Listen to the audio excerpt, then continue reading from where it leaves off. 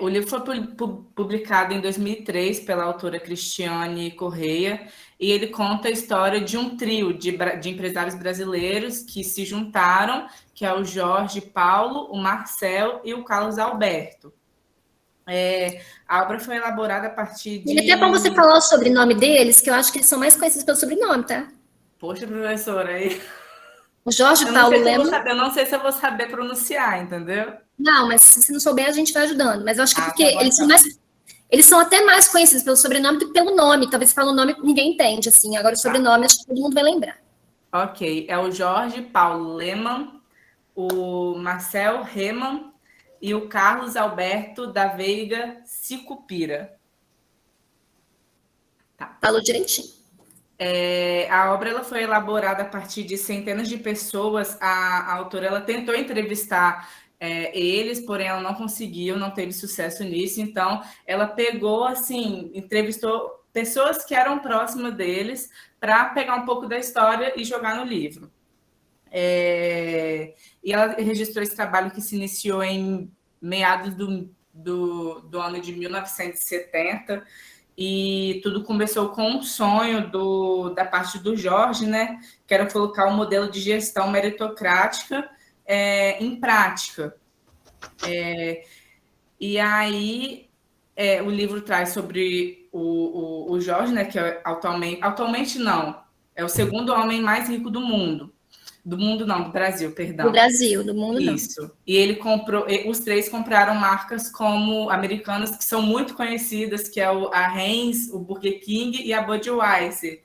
E além disso, eles criaram um banco de garantia. E essa tal aquisição deles, essa tal criação, comprou lojas americanas, que foi uma das primeiras a ser comprada, e a Brahma, que logo depois que eles adquiriram a Antártica, deu início à Ambev, né, que hoje é a empresa de produtos de bebidas. Cerveja, mais, o povo mais, conhece. assim, mais famosa do Brasil, né? Acho que todos conhecem aqui. Todo mundo conhece, né? Com Acho que certeza, vocês têm com idade já. certeza. E assim, eu vi que o livro ele ensina muitas coisas, ainda mais sobre o que fala, né? Que ele sempre foi uma pessoa de que ele não tinha medo. Que ele falava que se a pessoa não corresse risco, por que não ia conseguir nada se não corresse risco? Então, ao longo, se planejar ao longo do prazo e evitar desperdícios. É isso.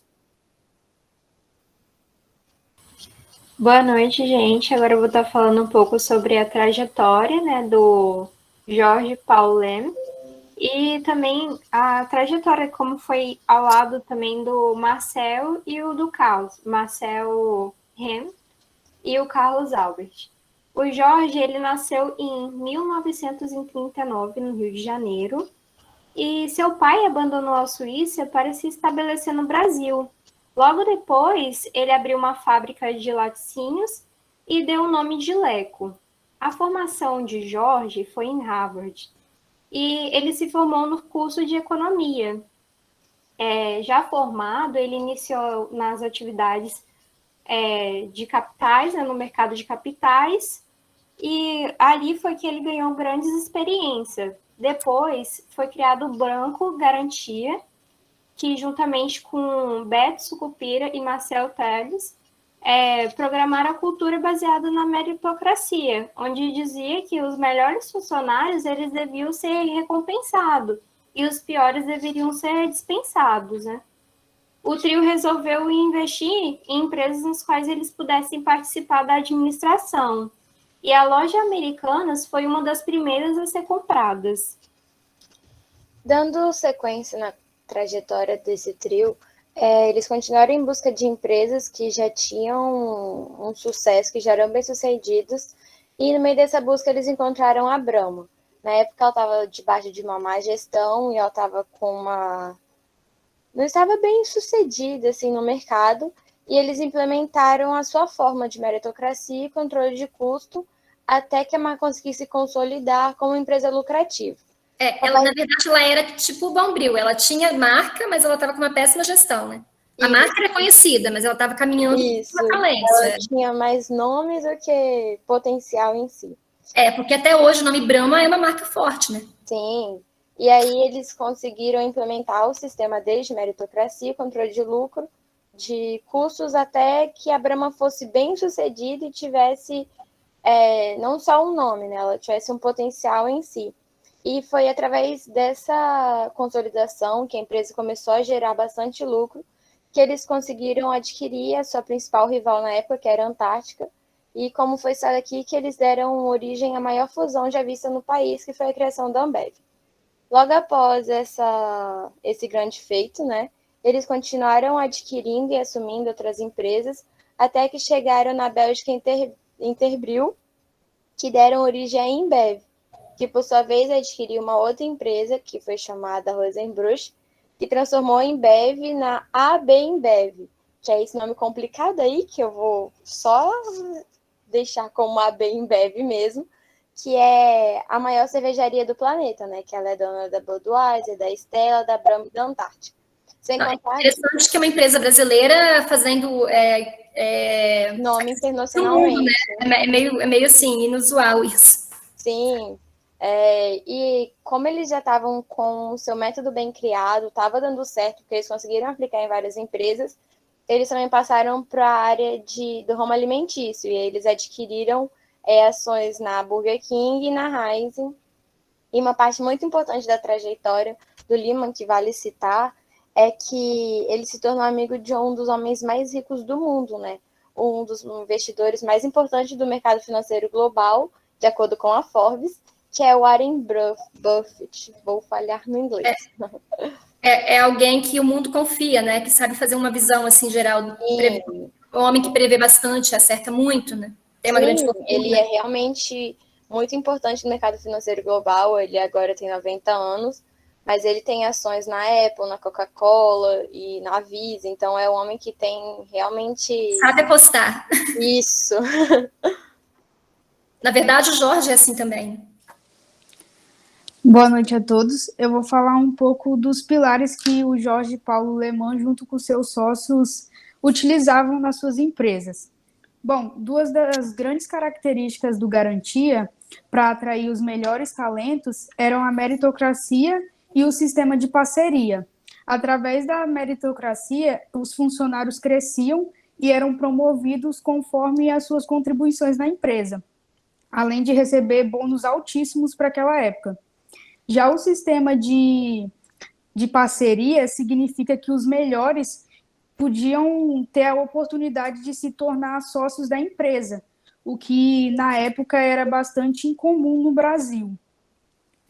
O Jorge Paulo, ele copiava modelos de sucesso que funcionavam em empresas similares nos Estados Unidos e implementavam nas empresas no Brasil.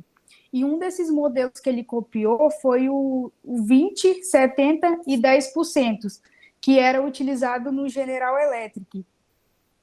Anualmente, a empresa concebia prêmios para os 20% dos melhores funcionários, alguns até tinham a oportunidade de se tornar sócio, os 70% eram aqueles que mantinham um desempenho mediano e que continuavam na empresa, e os 10% eram aqueles que eram considerados os piores e eram demitidos.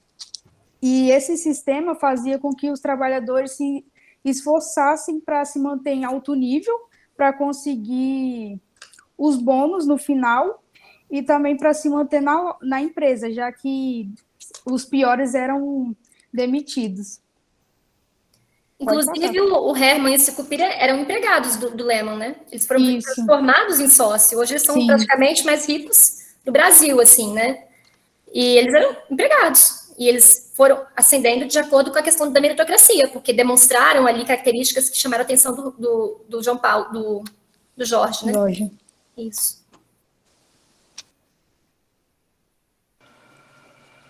Boa noite, turma.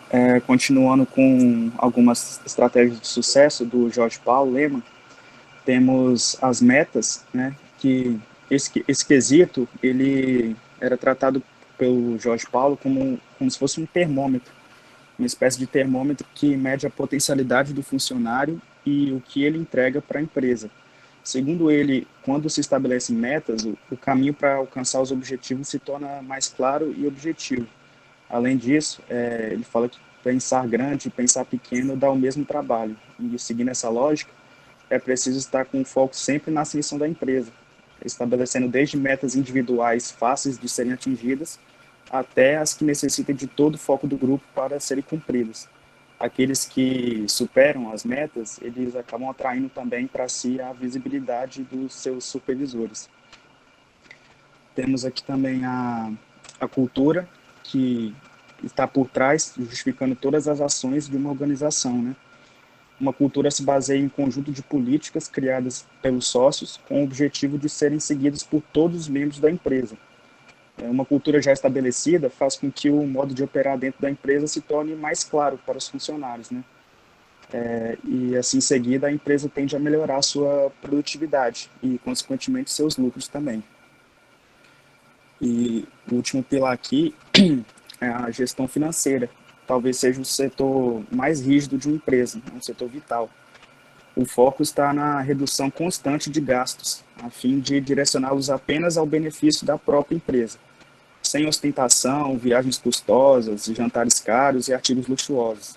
Os objetivos dos gastos são somente para a melhoria do ambiente empresarial. Além disso, todos os custos eles devem ser revisados constantemente. Um exemplo disso é o que fala o Marcelo Teles, que é um sócio do Jorge Paulo Lemann, que compara os custos com as nossas unhas. Eles devem ser cortados periodicamente também. Pode passar. Bom, boa noite a todos.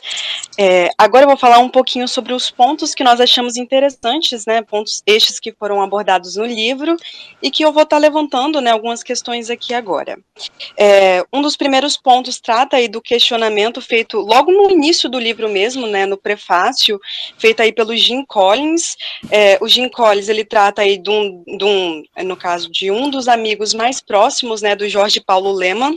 Ele também foi entrevistado aí pela Cristiane Correia, e ele acompanhou esse desenvolvimento mesmo aí do banco, né, tanto neste momento aí dessa conquista, dessa tríade, né, no caso do Jorge Paulo Lemann, do Beto Sicupira e do Marcel Tales, ao alcançar estes mercados, né, aí do varejo, no caso o mercado alimentício e o mercado de bebidas, né.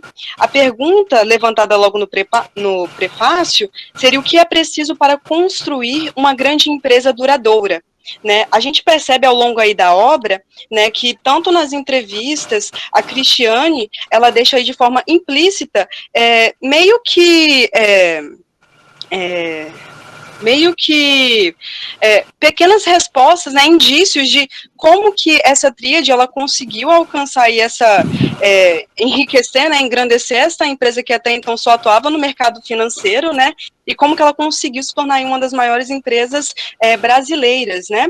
Então, a gente tem inicialmente essa pergunta levantada, e depois a gente percebe, né, por meio da leitura, que há uma quebra de paradigma, né, aquele paradigma de que o funcionário, ele só trabalha para enriquecer a empresa.